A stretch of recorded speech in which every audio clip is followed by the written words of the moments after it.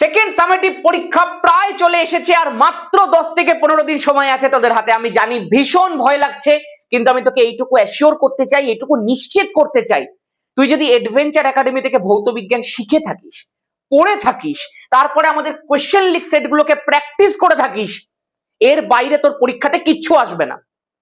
পুরো ক্লাস চুপ করে বসে থাকতে পারে, তুই পেন চালাবি, এই ক্ষমতা আমি তোর মধ্যে তৈরি করে দিয়েছি। যা করাবো সেটা ছাড়বি না, তার বাইরে কিছু করবি না। কি করে 40-এ 40 পাওয়াতে হয় সেটা আমার দায়িত্ব, আমি বারবার করে বলেছি। একদম ভয় পাস না, ধামাকা শুরু করা যাক। হ্যালো এন্ড ওয়েলকাম সবাইকে আমার ইউটিউব চ্যানেল অ্যাডভেঞ্চার একাডেমির আরো একটা নতুন ভিডিওতে। আমি তোমাদের মেন্টর সৈকত দাস। দেখ, যে ভয় পায় সেখানে সে অর্ধেক গেম হেরে যায়। শুধু মনে রাখবি, যেটা বাকি আছে সেটাকে শেষ করতে হবে। তুই ভয় পেয়ে তোর কিছু হবে না কিন্তু।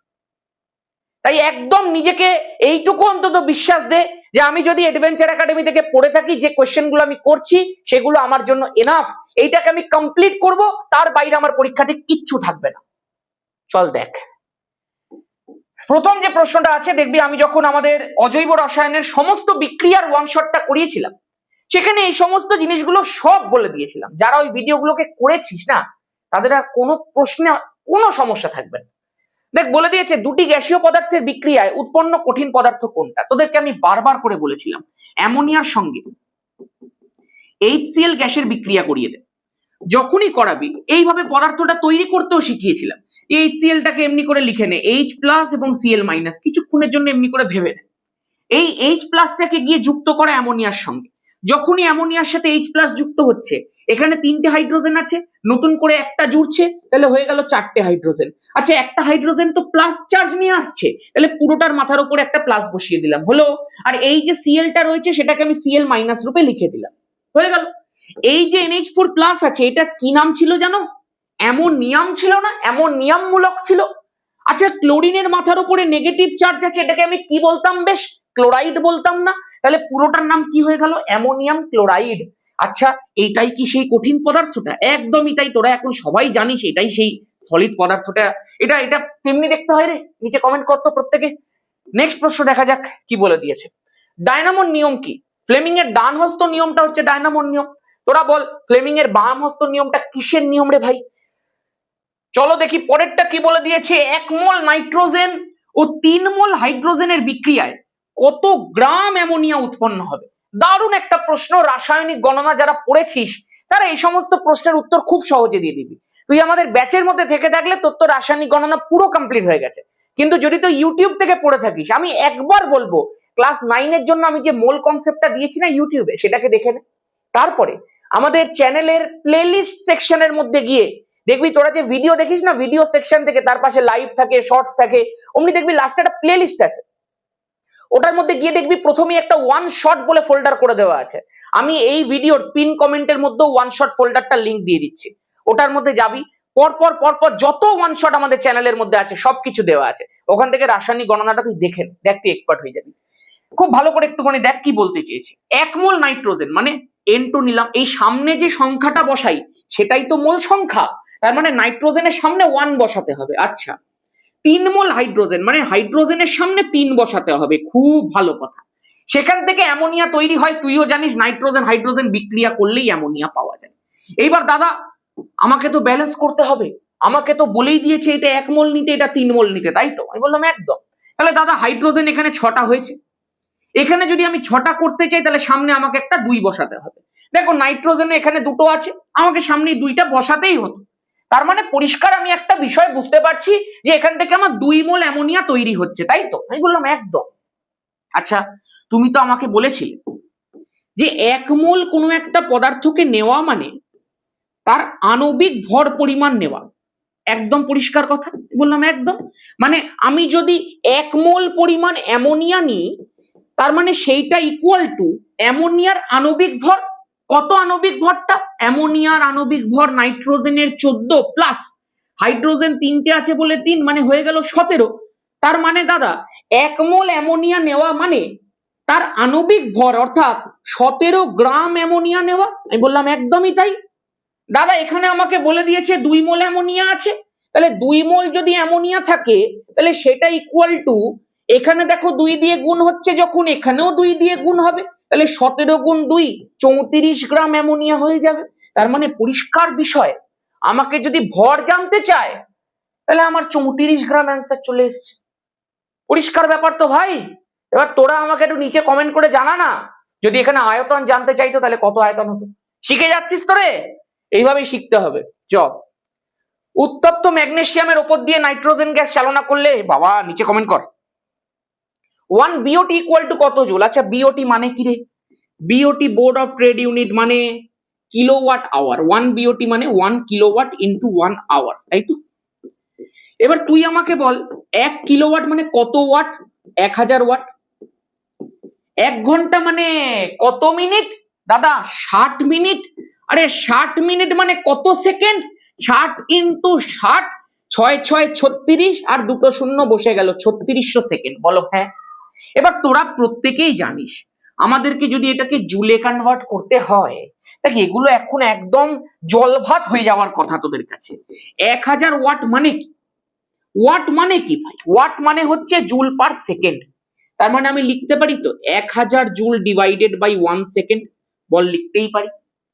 এই 1000 জুল ডিভাইডেড বাই 1 সেকেন্ড করলেই তো 1000 ওয়াট চলে আসে। 1000 বাই 1 মানে 1000, আর জুল পার সেকেন্ড মানে ওয়াট। ইনটু কি আছে বল? 3600 সেকেন্ড।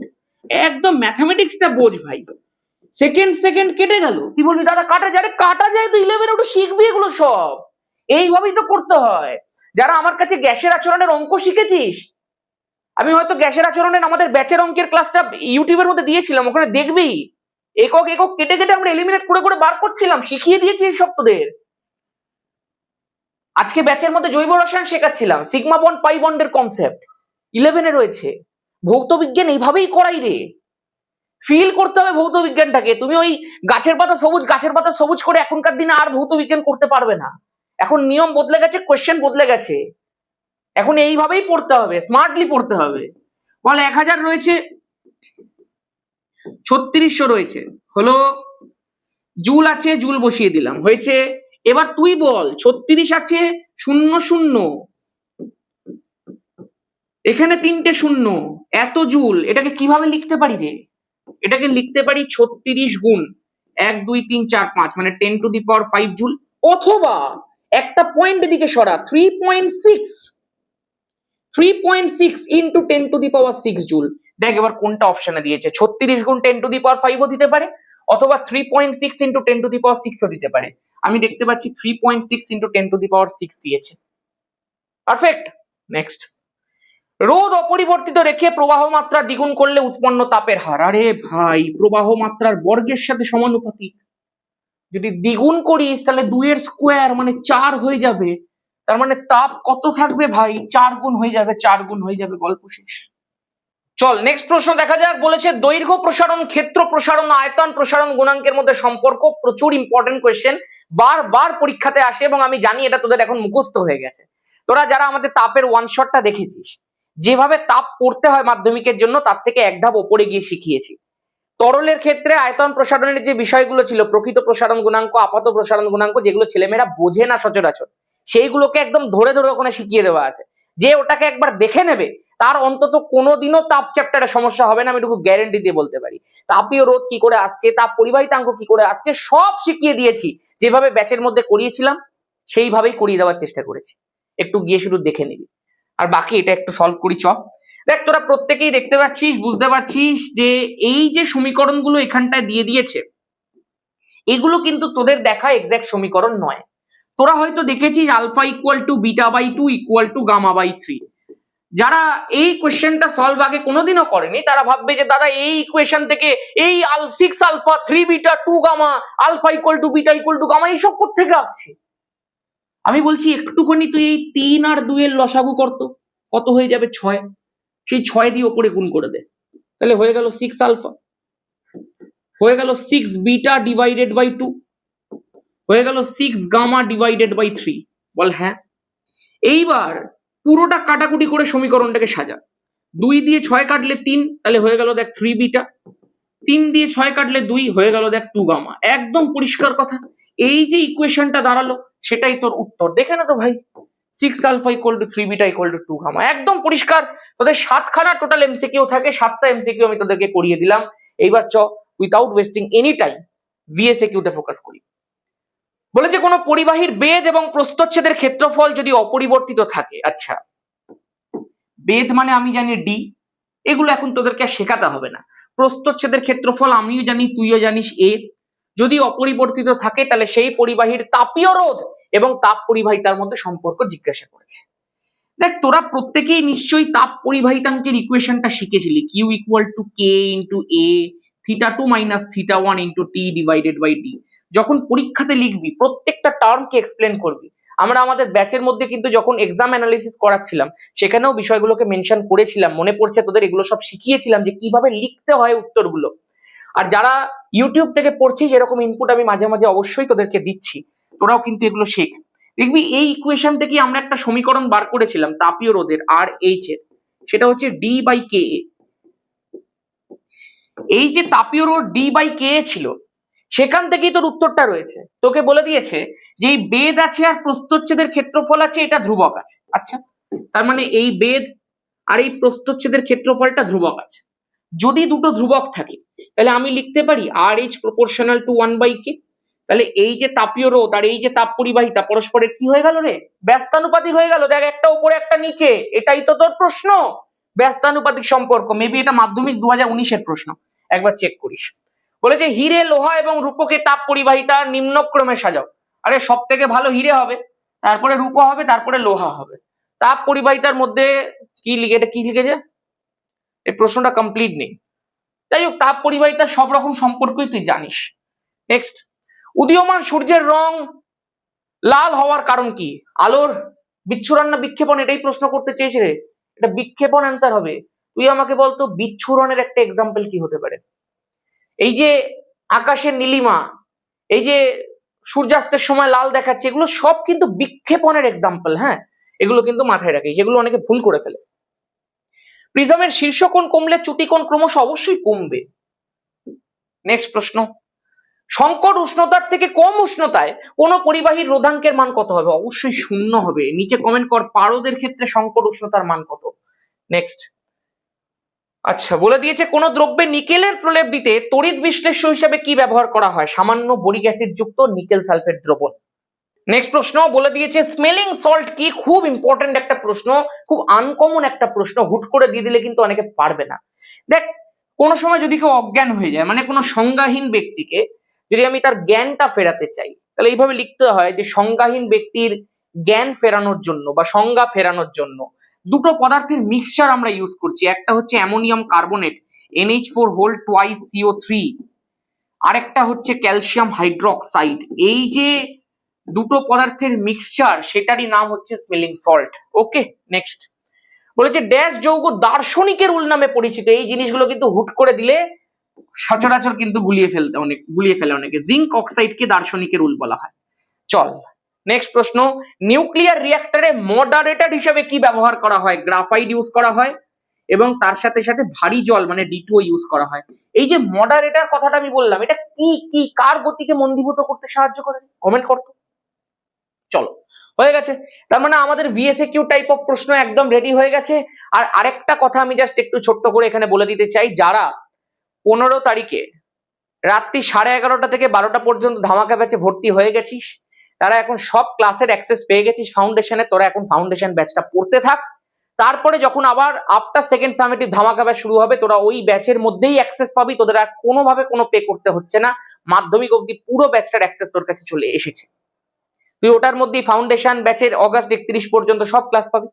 তুই ওটার মধ্যেই তারপরে একদম ধরে ধরে টেস্ট আর মাধ্যমিকের জন্য যেভাবে প্রত্যেকটা চ্যাপ্টার আমি করাবো, তুই পুরো প্রিপারেশনটা পাবি। কি করে 90 মার্কস সলভ করতে হয়, কি করে কিভাবে কি করতে হবে, সব আমার দায়িত্ব। বাকি সব তুই শুধু এবার দেখতে থাক, যা করাচ্ছি সেটাকে করতে থাক, আর তোকে কিচ্ছু ভাবতে হবে না। যারা এখনো ধামাকা ব্যাচের মধ্যে ভর্তি হতে চাইছিস, যারা চাইছিস ভৌত বিজ্ঞানের জন্য আর তোর কিচ্ছু যাতে ভাবতে না হয় সেরকম একটা বিষয় করে নিতে, অ্যাডভেঞ্চার একাডেমি আর ধামাকা ব্যাচ একসাথে রাখতে, আমি তাদেরকে বলবো তুই জুলাই মাসে এখন ভর্তি হয়ে যেতে পারিস। 799 ফিস থাকবে অ্যাপের মধ্যে, তুই সেটা পে করলে সঙ্গে সঙ্গে তোর কাছে ব্যাচটা আনলক হয়ে যাবে। আর যদি তুই বলিস যে দাদা আবার কবে 100 টাকার কুপন আসবে, আবার কবে ব্যাচটা 699 হবে, তাহলে আমি বলবো দেখ আবার হয়তো অগাস্ট মাসের প্রথমের দিকে আসবে, কিন্তু অগাস্টের প্রথমে তো তোদের পরীক্ষাই শুরু হয়ে যাচ্ছে। তাই আমি বলেছিলাম জুলাই মাসে কিন্তু এই 15 তারিখেরটাই শেষবার। অনেকেই করে ফেলেছে, প্রচুর ছেলে মেয়ে অলরেডি প্রথমে দুবার কুপন শেষ হয়ে গেছিল 15 তারিখে করেও প্রচুর ছেলে মেয়ে অ্যাডমিশন করে ফেলেছে। বাট যারা ধামাকা ব্যাচের মধ্যে ইটসেলফ ভর্তি হতে চাইছিস, আমার ফাউন্ডেশন ব্যাচটা ধর আমার লাগবে না, আমি ইউটিউব থেকে পড়ে নিচ্ছি বা যেখানে পড়ছি পড়ে নিচ্ছি, আমি শুধুমাত্র ধামাকা ব্যাচের মধ্যে ভর্তি হতে চাই, আমি টেস্টার মাধ্যমিকের প্রিপারেশন অ্যাডভেঞ্চার একাডেমি আর ধামাকা ব্যাচ থেকে করতে চাই, তাহলে নেক্সট কুপন অগাস্ট মাসের 15 তারিখে আসছে। এবং যেহেতু 15 তারিখ আসছে সেই কারণে এটা 100 টাকার কুপন থাকবে না, 15-র সাথে মিলিয়ে ওটা 150 টাকার কুপন থাকবে। কিন্তু সেটার সাথে তুমি ওই 31 তারিখ পর্যন্ত মানে 15 দিনের বাউন্ডারিটার মধ্যে তুমি ধামাকা ব্যাচটার সাথে ফাউন্ডেশন ব্যাচটা পাচ্ছ মাত্র 15 দিনের জন্য। কারণ অগাস্ট 31-এ ফাউন্ডেশন ব্যাচের সব ক্লাস ধামাকা ব্যাচ থেকে রিমুভ হয়ে যাবে এবং তারপরে তুমি অ্যাকচুয়ালি পিওর ধামাকা ব্যাচটা তুই করতে চাইছিস, তুই ধামাকা ব্যাচে ভর্তি হচ্ছিস। ধামাকা ব্যাচের ক্লাস কিন্তু শুরু হবে সেকেন্ড সামেটিভের পর থেকে। তখন যেভাবে ক্লাস করাবো তুই শুধু করে নে, তার বাইরে আর কিচ্ছু লাগবে না। তাই আমি বলবো অগাস্ট 15, এখনো প্রায় 1 মাস দেরি আছে, পরীক্ষার পরে ওই একটা দিনে 150 টাকার কুপন আসবে, তুই ভর্তি হয়ে যাবি, 799-এর ওপর 150 টাকা অফ হয়ে যাবে। ঠিক আছে, চলো বলে রাখলাম এটা। প্রমাণ করো অ্যামোনিয়াতে নাইট্রোজেন আছে। আচ্ছা, অ্যামোনিয়াতে নাইট্রোজেন আছে কি করে প্রমাণ করে? তোরা প্রত্যেকেই জানিস, উত্তপ্ত কিউপ্রিক অক্সাইড। আচ্ছা দাদা, কিউপ্রিক অক্সাইড কেন? আমরা সব শিখিয়ে দিয়েছি, অজৈব রসায়নের যে বিক্রিয়ার ভিডিওটা আছে, এটাকে ভাঙলে Cu2+ পাওয়া যায়। আরে কপারের হায়ার স্টেট, ওই জন্যই তো কিউপ্রিক বলা হচ্ছে। উত্তপ্ত কিউপ্রিক অক্সাইডের ওপর থেকে যদি আমি অ্যামোনিয়া গ্যাসকে চালনা করে দিই, তখন এই অ্যামোনিয়াটা কিউপ্রিক অক্সাইডকে বিজারিত করে কপারে কনভার্ট করে দেয়, এটা কালো হয়, সেখান থেকে এটা লালচে বাদামি হয়। আর এই যে বিজারিতটা করলো, এটা তো বিজারিত করে দিল, আরে যে বিজারিত করলো তার কি হবে? সে জারিত হবে। জারিত হবে কি করে? এখান থেকে অক্সিজেন বেরিয়ে গেছে বলে বিজারিত হয়েছে, তাহলে এখান থেকে হাইড্রোজেন বেরিয়ে যাবে বলে জারিত হবে। হাইড্রোজেন বেরিয়ে গেলে শুধু কি পড়ে থাকলো? নাইট্রোজেন। আরে এখানে অক্সিজেন ছিল, এখান থেকে হাইড্রোজেন বেরোলো, হাইড্রোজেন অক্সিজেন জুড়ে কি তৈরি করলো বল? জল তৈরি করলো। গল্প শেষ। এবার একটু ব্যালেন্স কর, এখানে 2 আছে, এখানে 2 বসিয়ে দে, এখানে হাইড্রোজেন 6টা হয়েছে, এখানে 3 বসিয়ে দে, এখানে অক্সিজেন 3টে হয়েছে, 3 বসিয়ে দে, কপার 3টে আছে, 3 বসিয়ে দে, শেষ। এই যে অ্যামোনিয়াতে নাইট্রোজেন আছে, প্রমাণ হয়ে গেল। নেক্সট প্রশ্ন, লেঞ্জের সূত্রটি ব্যাখ্যা করে, এটি কোন নীতিকে সমর্থন করে? দেখ, যারা আমাদের চলতরিদের ওয়ান শট দেখেছিস ওয়ান শট ফোল্ডার থেকে, তাদের কাছে এটা একদম অ্যাক্সেসেবল। যারা ব্যাচ থেকে ক্লাস করেছিস তারা তো সবই পারবি। লেঞ্জের সূত্র নিশ্চয়ই মনে পড়ছে, আমি এরকম একটা চুম্বক দিয়ে শিখিয়েছিলাম, এখানটা নর্থ পোল, এখানটা সাউথ পোল, এখানটা একটা কুণ্ডলী। যারা ভাবছিস আমি প্রথমবার শিখবো এই প্র্যাকটিস ক্লাসে, তাদেরকে আমি বলবো আগে গিয়ে ওয়ান শট দেখ, কারণ এটা শেখার জন্য নয়, কিন্তু জাস্ট একটা প্র্যাকটিস, জাস্ট একটু মনে করানো। এই যে চুম্বকটা রয়েছে সেটা যখন আমি সামনের দিকে নিয়ে যাচ্ছিলাম, চুম্বক মানে এর সাথে অ্যাসোসিয়েটেড চুম্বক বলরেখা ছিল, নিশ্চয়ই মনে পড়ছে এই চুম্বক বলরেখাগুলো এমনি এমনি করে ছিল। এবং আমি তোদেরকে বারবার করে বলেছিলাম যে এই কুণ্ডলীটার মধ্যে দিয়ে যদি এই চুম্বক বলরেখা বা চৌম্বক ক্ষেত্রের পরিবর্তন ঘটে, ধর এমনি আছে, আমি যদি বাড়িয়ে দিই অথবা আমি যদি কমিয়ে দিই, যেমন ছিল তেমনি রাখলে কোনো সমস্যা নেই, কিন্তু যদি বাড়িয়ে দিই কিংবা যদি কমিয়ে দিই, মোটা কথায় যদি পরিবর্তন করে দিই, তাহলে এই কুণ্ডলীর মধ্যে একটা তড়িৎ চালক বল তথা একটা তড়িৎ প্রবাহ আবিষ্ট হবে। যখনই কুণ্ডলীটার মধ্যে দিয়ে তড়িৎ প্রবাহটা আবিষ্ট হলো, তোরা প্রত্যেকে জানিস এবার তড়িৎ প্রবাহের ফলে আবার চৌম্বক ক্ষেত্রের সৃষ্টি হবে। তুই ধর এই যে চুম্বকটা ছিল, সেই চুম্বকটা এখানটায় ছিল, কোনো পরিবর্তন ঘটছে না। আমি চুম্বকটাকে সামনে নিয়ে গেলাম, যখনই সামনে নিয়ে গেলাম কুণ্ডলীর মধ্যে দিয়ে অতিক্রান্ত চৌম্বক প্রবাহের পরিবর্তন ঘটলো, তাহলে সঙ্গে সঙ্গে কুণ্ডলীর মধ্যে এই তড়িৎ প্রবাহটা সৃষ্টি হয়েছে। এবার এই তড়িৎ প্রবাহটা এত বদমাশ, এখানে নর্থ পোল আছে তো দেখছিস, এবার এখানটাতে নর্থ পোল তৈরি করবে, কারণ তড়িৎ প্রবাহ চৌম্বক ক্ষেত্র আবিষ্ট করে। এই তড়িৎ প্রবাহটা এখানটায় নর্থ পোল তৈরি করবে, এত বদমাশ। এর ফলে কি হবে? এই যে চুম্বকটা সামনের দিকে এগোচ্ছিল বলে ও তৈরি হয়েছে, ও এখানে নর্থ পোলে এর জন্য কেন তৈরি করলো জানিস? যাতে ও সামনে এগোতেই না পারে। যে ওকে তৈরি করলো, এই চুম্বকটা সামনে এগিয়েছে বলে তো তৈরি হয়েছে, যে ওকে তৈরি করলো ও তার গতিটাকেই বাধা দিয়ে দিল। তার মানে উৎপন্ন তড়িৎ প্রবাহ মাত্রা নিজের সৃষ্টির কারণকে বাধা দিচ্ছে। দিস ইজ লেঞ্জের সূত্র। দাদা এবার তো পেছনে চলে আসতে পারে, নিশ্চয়ই আসতে পারে। পেছনে এলে আবার চৌম্বক ক্ষেত্রের পরিবর্তন ঘটলো, আবার চৌম্বক ক্ষেত্রের পরিবর্তন, যখন এখানে বাধাপ্রাপ্ত হয়ে গেছিল সঙ্গে সঙ্গে রায় ছিল না, কারণ চৌম্বক ক্ষেত্রের পরিবর্তন ঘটছিল না, কারণ ওকে বাধা দিয়ে দিয়েছিল, থামিয়ে দিয়েছিল। এবার যখন আবার থেমে যাওয়ার ফলে আবার পেছনের দিকে আসছে, তখন আবার আই সৃষ্টি হয়েছে। এই আই কি করবে জানিস? এখানটা সঙ্গে সঙ্গে সাউথ পোল তৈরি করে দেবে। বলে তুই পেছনে কেন যাচ্ছিস, আমি আবার তৈরি হয়ে গেছি। সঙ্গে সঙ্গে একে আবার এখান দিয়ে আটকে দেবে। যখনই একে আটকে দেবে, যখনই আবার স্থির হয়ে যাবে, সঙ্গে সঙ্গে আবার আই নষ্ট হয়ে গেল। মানে ওর নিজের সৃষ্টির কারণকেই বারবার বাধা দিচ্ছে। দিস ইজ লেন্ডলির সূত্র, কমপ্লিট। এটি কোন সংরক্ষণ নীতি সমর্থন করে? শক্তি সংরক্ষণ নীতি। জার্মান সিলভারে কত শতাংশ সিলভার থাকে? ভাই 0% সিলভার থাকে। নেক্সট, ইলেকট্রনের উপাদানগুলি লেখো। ইলেকট্রনের মধ্যে থাকে ম্যাগনেসিয়াম এবং জিঙ্ক। আমাকে নিচে পার্সেন্টেজ গুলো লিখে দাও তো একটুখানি, কোনটা বেশি থাকে, মানে কার মেন উপাদানটা কোনটা, নিচে কমেন্ট কর। চলো ফাইনালি আমাদের এমসিকিউ, ভিএসএকিউ, এসএকিউ সবকিছু শেষ হয়ে গেছে। এইবার শুধুমাত্র এলএকিউ বাকি আছে, এটা কমপ্লিট করলেই পুরো 40 মার্কস রেডি। তোরা এতক্ষণে বুঝতে পেরে গেছিস প্রশ্ন কেমন হয়, এবং এইটুকুও বুঝতে পেরে গেছিস যদি তুই অ্যাডভেঞ্চার একাডেমিকে ব্লাইন্ডলি ফলো করিস, ভৌত বিজ্ঞান যে কেঁপে যেতে চলেছে তাতে কোনো সন্দেহ নেই। মাধ্যমিক পর্যন্ত যদি এই প্রিপারেশন তোরা চালিয়ে যেতে পারিস রে, কোন জায়গায় পৌঁছাবি বুঝতে পারছিস? আগের বছরে ধামাকা ব্যাচ থেকে রেজাল্ট দেখছিস, এই বছরে কিন্তু আরো ভয়ঙ্কর রেজাল্ট করতে হবে। অ্যাডভেঞ্চার একাডেমি থেকে আগের বছরে কি রেজাল্ট হয়েছে দেখেছিস? এই বছরে তার 2 থেকে 3 গুণ পরিমাণ রেজাল্ট বার করতে হবে, এবং এটা করে দেখাবো। আগের বছরে যত 100 উঠেছে না, এবছরে তার থেকে 3 গুণ বেশি 100 তুলতে হবে। 300-র ঘরে 100 পেতে হবে, 300 জনের বেশি 100 পেতে হবে। টার্গেট তো নিতে হবেই, চল না। আগের বছরে আমরা ভেবেছিলাম 25-26 জন 100 পাবে, 100 পেরিয়ে গেছে। এবছরে কেন পেরোবে না, তাই না? এবছরে তো স্টুডেন্টও অনেক বেড়ে গেছে। আগের বছরে ইউটিউবে যতজন দেখছো, এবছরে তার থেকে হয়তো দ্বিগুণ দেখে। তো ঠিক আছে, এগুলো আস্তে আস্তে হবে, পড়তে হবে। তোদের পেছনে আমি কিভাবে লেগে পড়েছি তুই বুঝতে পারছিস না। সারাটা দিন রাত শুধু ব্যাচের ক্লাস করাচ্ছি, ইউটিউবে রেকর্ড করছি, ব্যাচের ক্লাস করাচ্ছি। এবার শুধুমাত্র তো এগুলো নয়, এগুলো তৈরি করাটাও কিন্তু অনেক টাইম টেকিং ব্যাপার। রাত্রি জেগে তৈরি করতে হয় এগুলো। এই যে এই জিনিসগুলো সব তৈরি করা, এগুলো আমি নিজে তৈরি করি, আমি নিজের কাজ কাউকে দিয়ে করাই না। আমার মন ভরে না যদি কোনো ভুল ভ্রান্তি হয়। তো এগুলো অনেক টাইম টেকিং একটা বিষয়। তো করছি, দেখা যাক কতটা কি হয়, তোরা কিভাবে করিস সেটার উপর সমস্তটা নির্ভর করবে। চল দেখি, আর কিছু না, এখন কিছু বলবো না। NH3 কে বায়ুর অক্সিজেন দিয়ে জারণ ঘটিয়ে কিভাবে নাইট্রিক অক্সাইড উৎপাদন করা হয়, বারবার তোদেরকে আমি করিয়েছি। সেটা অজৈব রসায়নের সমস্ত বিক্রিয়ার ওয়ান শটে হোক, কোয়েশ্চেন লিক সেটের মধ্যে বহুবার করিয়েছি, তাই এটা আর পড়াচ্ছি না। জিঙ্ক হোয়াইটের উপাদানগুলো লিখতে হবে। একটা হচ্ছে ZnS, আর তার সাথে হচ্ছে বেরিয়াম সালফেট, BaSO4। এটা কিন্তু খুব আননোন একটা প্রশ্ন, মানে হুট করে কিন্তু কেউ পারে না এই জিনিসটা, ঠিক আছে? এই যে প্রশ্নগুলো আজকে দিচ্ছি খুব ভালো ভালো প্রশ্ন।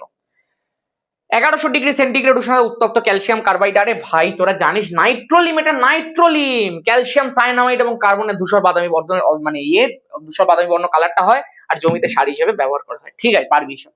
এই স্ট্রেসকে নিরোধক দ্বারা P2O5, গল্প শেষ। নেক্সট প্রশ্ন, নিউক্লিয় বিভাজন কি প্রক্রিয়া উৎপন্ন বিপুল পরিমাণ শক্তির উৎস কি? ভাই সব বলতে হবে। ইউরেনিয়াম 235 আছে, 92 আছে। একটা নিউট্রন দিয়ে আঘাত কর রে ভাই, অবশ্যই ধীরগতি সম্পন্ন নিউট্রন। যখনই আঘাত করবি এই একটা এর সাথে জুড়ে গিয়ে হয়ে গেল 236, নিচে হয়েছে 92। যারা ব্যাচের ক্লাস করেছিলি নিশ্চয়ই মনে পড়ছে, সে আমার বাড়ির সামনে ঝগড়াটা দিয়ে এটা শিখিয়েছিলাম না, শৃঙ্খল বিক্রিয়া। দেখ একটুখানি মন দিয়ে দেখ, এইটা কি করে করতে হয় দেখে নে। এইটা সঙ্গে সঙ্গে এবার বিভাজিত হবে। বিভাজিত হয়ে কি কি তৈরি করবে দেখ, একটা তৈরি করবে বেরিয়াম, একটা তৈরি করবে ক্রিপ্টন, আর এই যে একটা নিউট্রন আঘাত করেছিল না, তোরা প্রত্যেকেই জানিস, সেখান থেকে আবার 3টে নিউট্রন তৈরি হবে, এবং তার সাথে উৎপন্ন হবে বিপুল পরিমাণ শক্তি। হ্যাঁ, বোম বোম ভাই, বোম। এটা এই শৃঙ্খল বিক্রিয়াটা যখন হয় না, 3টে থেকে পরবর্তী আরো অনেক নিউট্রন বাড়তে থাকে, ওই এনার্জি গুলো জুড়ে জুড়ে বোম তৈরি হয়। কি বোমা? নিচে কমেন্ট কর। আচ্ছা, এইগুলো একটু মনে থাকবে নিশ্চয়ই তোদের। এটা 141, 56। তুই যদি একটা মনে রাখতে পারিস বাকি সব হয়ে যাবে। ক্রিপ্টন 36, এবার একটু গুনে দেখ, 56 আছে আর 36 আছে। 56, 36, 50 আর 3, 80, 6, 6, 12, 80 আর 12 কত হয়? 92। 92 তো হয়ে গেছে, এই যে 92 হয়ে গেছে, দেখতে পাচ্ছিস? মিলিয়ে দেখে নে। এখানে দেখ 3টে 0, তার মানে কোনো ব্যাপার নয়। এবার ওপরেরটা 141 আছে, এখানে 3টে 1 আছে, তার মানে কত হয়ে গেল? 141 আর 3, 144 হয়ে গেল। কি করে? ধর ভুলে গেছিস তুই ক্রিপ্টন, কি করে মনে রাখবি? 236 আছে, 144 বাদ দিয়ে দে, 4 আর 2 6, এখানে দেখ 9 হয়ে গেল। তাহলে হয়ে গেল কত? 92, 92 বসিয়ে দে। এবার উৎপন্ন বিপুল পরিমাণ শক্তির উৎস বোঝানোর জন্য আমি একটা টেকনিক শেখাই, সেটা হচ্ছে বাপ বাপ হতা হে। মানে মানে এখানে কি থেকে তৈরি হচ্ছে? এটা থেকেই তো তৈরি হচ্ছে। এই যে ইউরেনিয়াম এবং নিউট্রন, এদের যে মোট ভর, এরা হচ্ছে বাবা, মনে রাখার টেকনিক। এটা হচ্ছে বাবার ভর সব সময় বেশি। তার মানে এই আঘাতকারী কণিকা এবং যে ইউরেনিয়ামটা রয়েছে, টার্গেটটা রয়েছে, এদের যে মোট ভর থাকে সেটা অলওয়েজ বেশি হয় অ্যাজ কম্পেয়ার টু এগুলোর ভর। এবং এই যে ভরের ডিফারেন্স, এই যে ভর পার্থক্য, সেটা আইনস্টাইনের E = del m * c² সমীকরণ দিয়ে শক্তিতে রূপান্তরিত হয়। আর সেটাই হচ্ছে ওই এনার্জিটা। আলফা বিটা গামা রশ্মির তুলনা নতুন করে কিছু শেখাচ্ছি না, এটা তোরা সবাই জানিস, সবাই পড়েছিস। তবে মনে রাখবি ভেদন ক্ষমতা, গ্যাসকে আয়নিত করার ক্ষমতা, এগুলো যেন বারবার করে পরীক্ষায় আসে, এগুলো পড়ে রাখিস। লাইকার অ্যামোনিয়া তরল অ্যামোনিয়ার মধ্যে পার্থক্য একটাই, ছোট্ট জাস্ট পার্থক্য একটু বলে দিতে হয়। লাইকার অ্যামোনিয়া হচ্ছে 0.88 আপেক্ষিক গুরুত্ব বিশিষ্ট অ্যামোনিয়ার গাঢ় জলীয় দ্রবণ, তার মধ্যে 35% অ্যামোনিয়া থাকে। এবার জলীয় দ্রবণ কথাটা যখন উচ্চারণ করলাম তখন একটু দেখে নে, অ্যামোনিয়ার সাথে জল আছে, কিছুক্ষণের জন্য ভাব H+OH- আছে, H+টা যদি নেয় তাহলে তৈরি হয়ে গেল NH4+, তার সঙ্গে রয়েছে OH-। এবার যেহেতু NH4+ আর OH- রয়েছে, অ্যামোনিয়াম হাইড্রোক্সাইড OH- তো ক্ষারকে রিপ্রেজেন্ট করে, ওই জন্য লাইকার অ্যামোনিয়াটা কিন্তু ক্ষারধর্মী হয়। তরল অ্যামোনিয়া মানে কি? অ্যামোনিয়া গ্যাস আছে, প্রেসার দিলাম তরল হয়ে গেল, সেটা হচ্ছে তরল অ্যামোনিয়া। ওখানে কিন্তু কোনো OH- থাকে না, সেই জন্য ওটা ক্ষারধর্মী হয় না। দেখা হচ্ছে সমান্তরাল সমবায়ের তুল্য রোধ বর্তনীর সবকটি রোধের থেকে ছোট হয়। বারবার করে তোদেরকে এটা শিখিয়েছি, আমি জাস্ট একটু ইলাস্ট্রেট করে দিচ্ছি বিষয়টাকে। R1 আছে, R2 আছে, R3 আছে। আমাদের ব্যাচের মধ্যে যারা পড়ছিস দেখবি চলতলিতে 3টে ক্লাস দেওয়া আছে, ওখানে 3, 4 আর 5। 1 আর 2 কোথায় দেওয়া? ইউটিউবে দেওয়া আছে, সবার জন্য দিয়েছিলাম 1 আর 2। ওই 1 আর 2টা ইউটিউব থেকে করবি, 3, 4, 5 অ্যাপের মধ্যে দেওয়া আছে কিন্তু, ঠিক আছে? আর যারা চলতলিতের 1 আর 2 আমাদের ব্যাচের ক্লাসগুলো দেখতে চাস দেখবি, এগুলো সব কভার করে দিয়েছি ওখানে। প্রেমে পড়ে যাবি চলতলিতে, এত সুন্দর করে করিয়ে দেওয়া আছে। চেষ্টা করেছি অন্তত করিয়ে দেওয়ার।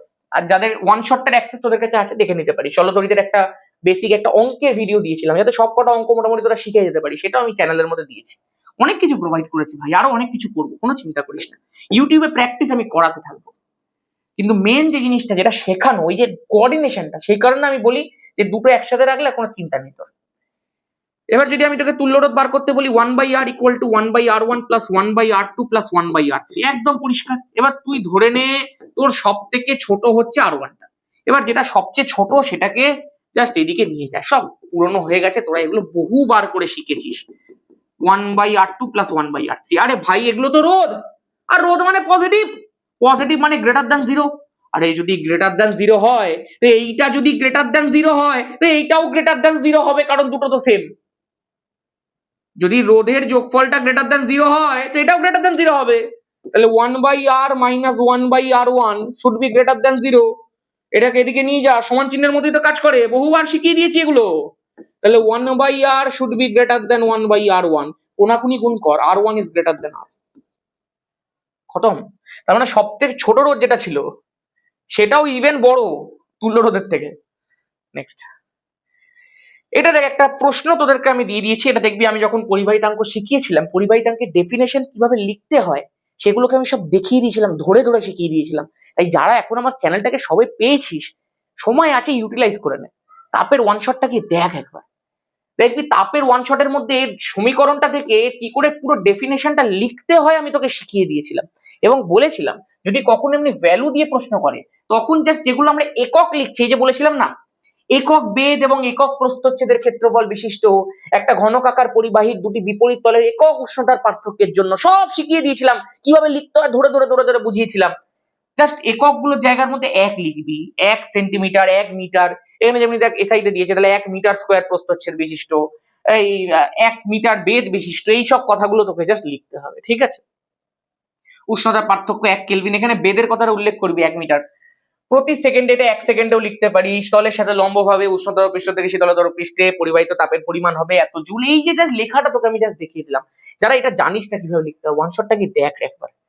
আর এখানে একটা প্রশ্ন আছে দেখ, এটা সিজিএস পদ্ধতিতে ভ্যালু বার করতে দিয়ে 420 দিয়ে ভাগ করে দিয়েছে, ঠিক আছে? আমি তোকে যেভাবে বলেছি সেইভাবে লিখবি, ওখানে সব শিখিয়ে দেওয়া আছে। বইয়ের মধ্যে কিভাবে লেখা আছে সেটা আমি বলবো না, আমি যেভাবে শিখিয়েছি সেই রকম ভাবে প্রপারলি যেভাবে লিখতে হয় ট্র্যাডিশনাল উপায় সেইভাবে লিখবি।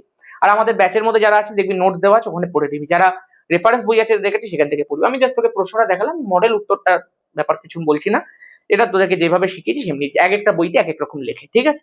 চল আজকের মতো এখানেই, সবাই খুব ভালো থাকিস। হয়ে গেছে, কোশ্চেন শেষ হয়ে গেছে। তুই ভাবছিস দাদা পরেরটা কি হবে, পরেরটা কি 6টা কোশ্চেনই থাকে, এলকিউ টাইপ প্রশ্ন 6টাই থাকে, ব্যাস। আমি দিয়ে দিচ্ছি আজকে, আমি জানি না কটা বাজে, অনেক টাইম হয়ে গেছে। এখন বাজে 8:46 বেজে গেছে। যাই হোক, আমি এটাকে সঙ্গে সঙ্গে এডিট করে দিয়ে দেওয়ার চেষ্টা করছি। সবাই খুব ভালো থাকিস, সুস্থ থাকিস। জয় ধামাকা। আর তোদের অনেক মেসেজ পেয়েছি, প্রচুর প্রচুর ছেলে মেয়ে এমনি লিখেছে যে দাদা আমার মনে হচ্ছে পার্সোনাল কোনো অ্যাচিভমেন্ট হয়েছে। এটা বিরাট বড় একটা ব্যাপার। একটা টিচারকে যদি কোনো স্টুডেন্টরা এতটা সম্মান করে, এতটা ভালোবাসে, এতটা নিজের মতো করে ভাবে, সেটা মানে পাওয়া যায় না। এটা কোনো টাকা দিয়ে কেনা যায় না, এটা অর্জন করতে হয়। এবং আমি ভীষণ থ্যাঙ্কফুল। সেই কারণে দেখবি তোদের জন্য এগুলো করতেও আমার ইচ্ছা করে, যে না এই ছেলেমেয়েগুলো এত একটা রেসপেক্ট, একটা মিউচুয়াল আন্ডারস্ট্যান্ডিং এতটা বেশি, যে না ওরা বোঝে বিষয়টা যে কতটা কষ্ট করছে দাদা। আমি বলবো না আমি কষ্ট করছি, বাট এটা তো সত্যি যে আমি করছি তোদের জন্য কিছু একটা, চেষ্টা করছি। দেখা যাবে বাকিটা রেজাল্টের সময়। টাটা।